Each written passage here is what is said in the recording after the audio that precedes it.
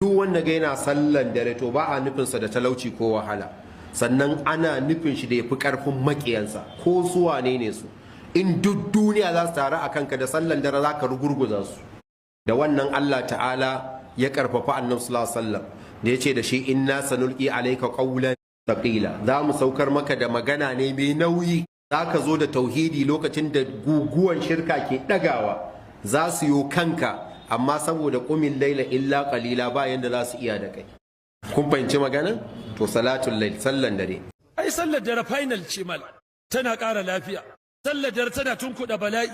Sallar dare tana ƙara kwarjini da haiba. Sallar dare tana sa Allah ya sa bayan Allah su soka.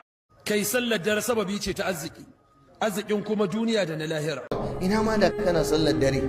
Malamai suka ce sallar dare tana hana mutum shiga jahannama. Ka ware sallaya, ka ware wurin sallah a ɗakinka, a tirakarka, duk inda za a buga aje a dawo, inda da lafiya da dama tashi kai sallah. Ita ce ibadar da aka ce ko mutum bai yi ta ba inda ya saba yana yi.